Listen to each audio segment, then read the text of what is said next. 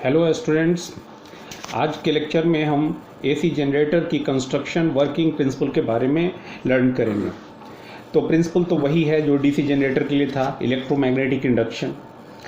और यहाँ भी एक मेरी टर्न वाला कॉयल होगा जिसको हम किसी मैग्नेटिक फील्ड में रोटेट करेंगे, जिसके कारण उसके एंड्स के क्रॉस एक ईएमएफ इंड्यूस होगा, एक पोटेंशियल डिफरेंस सेटअप हो जाएगा, इंड्यूस हो जाएगा, जिसके कारण एक्सटर्नल सर्किट कंप्लीट किए जाने पर उसमें करंट फ्लो होगा उस कॉयल में, और उस करंट की डायरेक्शन जो है फ्लेमिंग्स राइट हैंड रूल से डिसाइड होगा।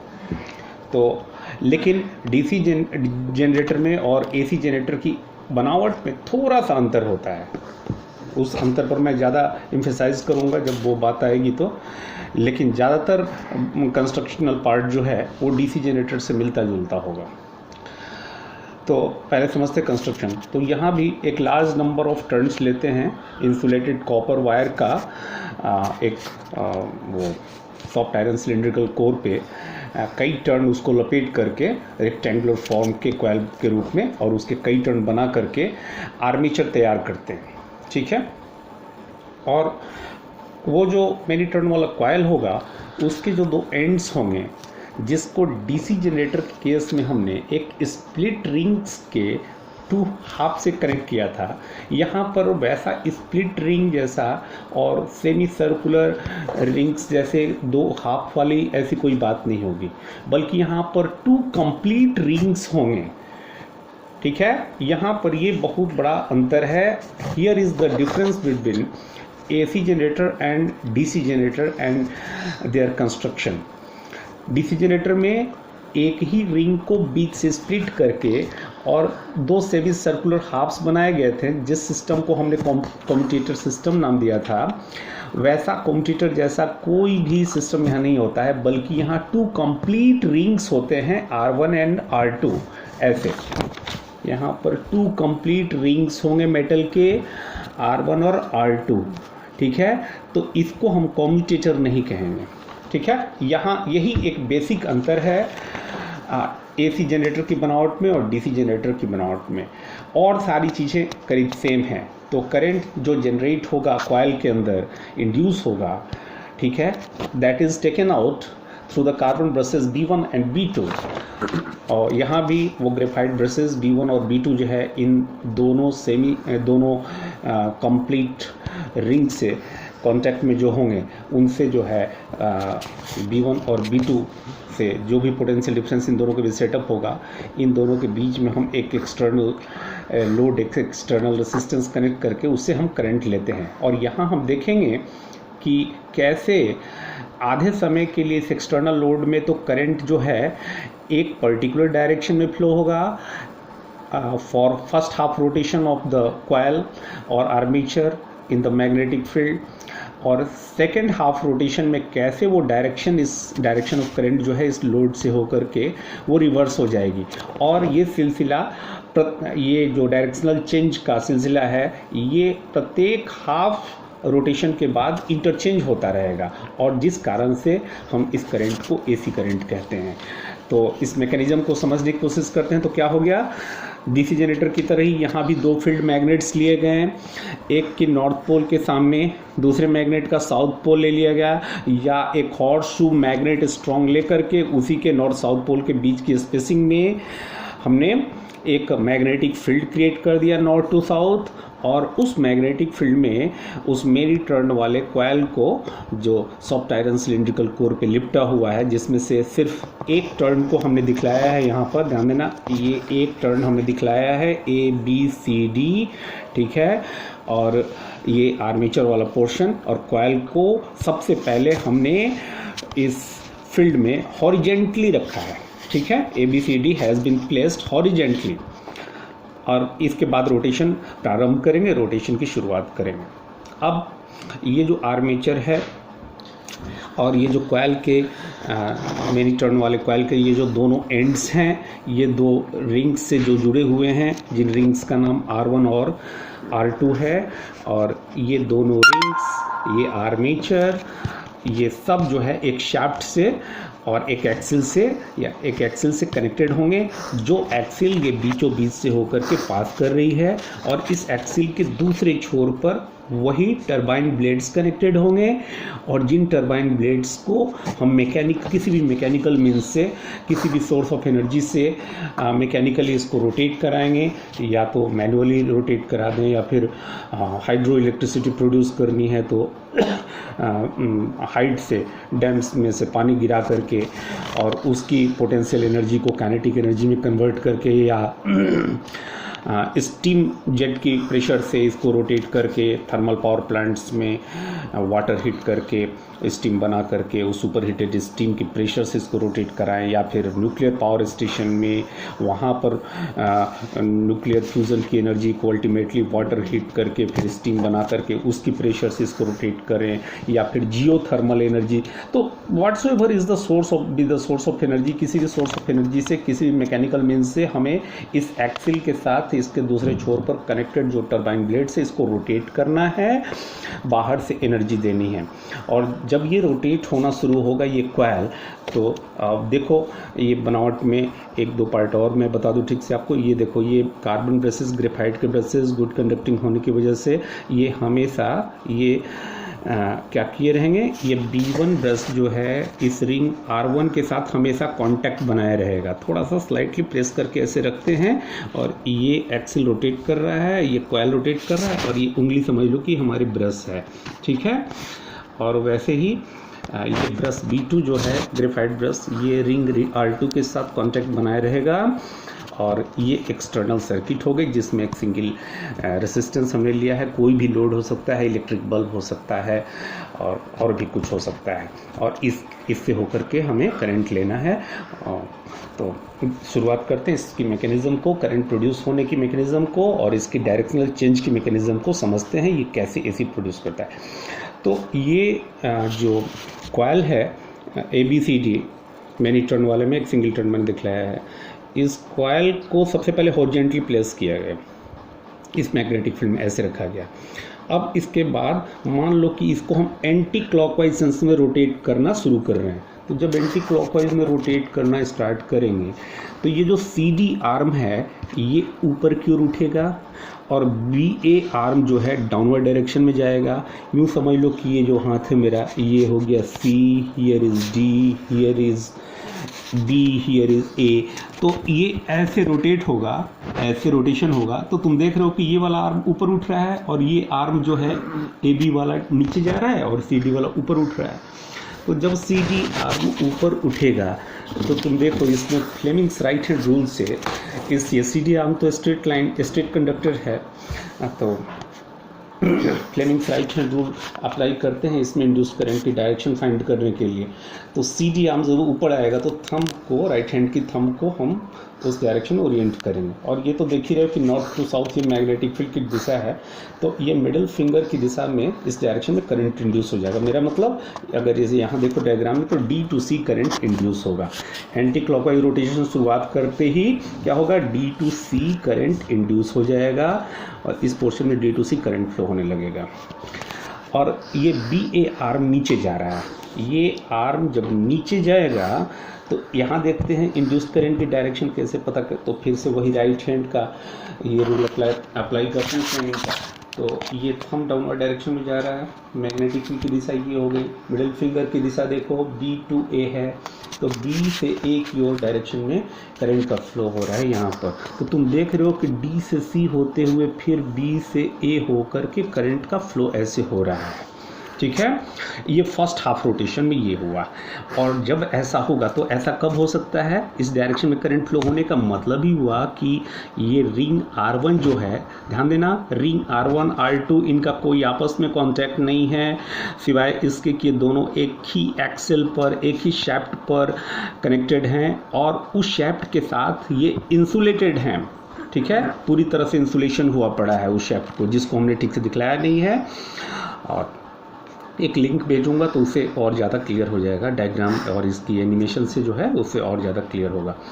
तो फर्स्ट हाफ रोटेशन में एंटी क्लॉकवाइज सेंस में आपने देखा कि करंट का जो फ्लो हुआ वो D से C होते हुए B to A हुआ। तो ऐसा तभी होगा जब रिंग R1 जो है ये यहाँ ये पॉजिटिव टर्मिनल बन जाए, ये पॉजिटिव बन जाए, और रिंग R2 जो है ये नेगेटिव बन जाए, ठीक है, यानी कि ब्रश B1 जो है ये तो पॉजिटिव टर्मिनल बना रहा, ब्रश B2 जो है नेगेटिव बना रहा, ठीक है।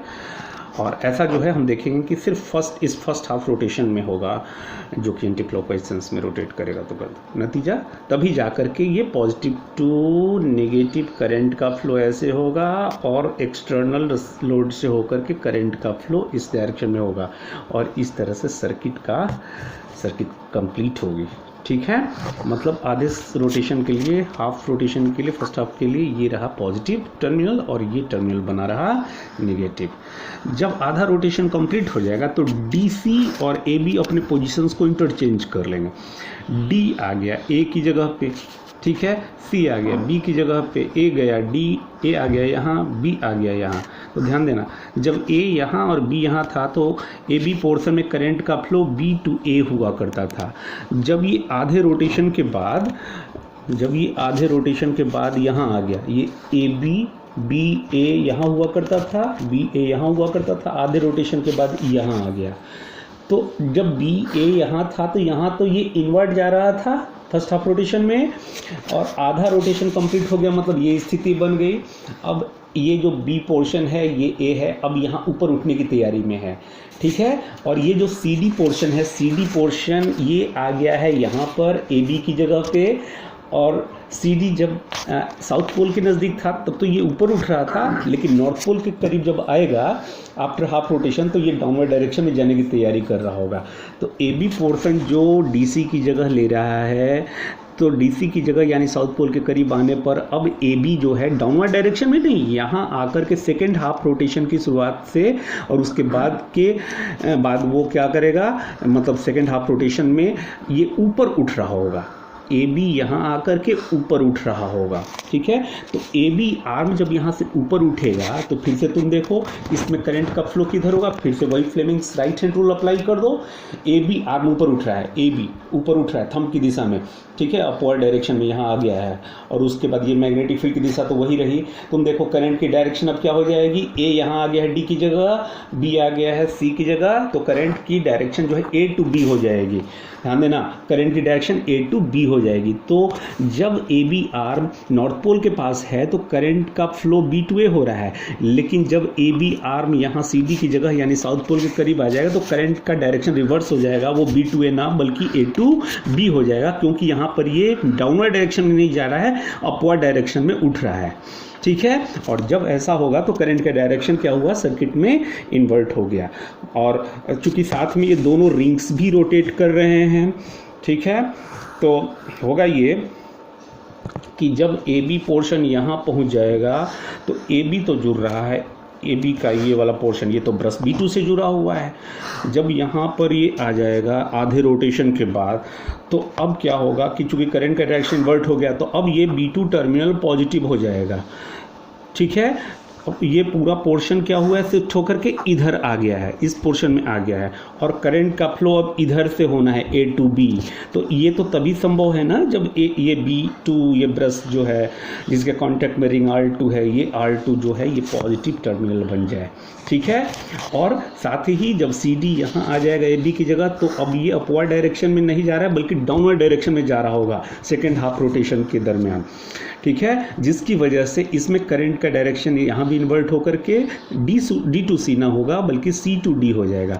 और जब C to D होगा तो यहाँ पर ये B1 ब्रश और इसके कांटेक्ट में जो रिंग R1 पहले पॉजिटिव टर्मिनल बना हुआ था वो अब नेगेटिव टर्मिनल बनेगा। क्यों? क्योंकि करंट के फ्लो का डायरेक्शन क्या हो गया, A to B होकर के C to D हो गया। तो ये रिंग R2 अब पॉजिटिव टर्मिनल हो गया, रिंग R1 अब नेगेटिव टर्मिनल हो गया, जिसकी वजह से करंट का डायरेक्शन इन्वर्ट हो गया।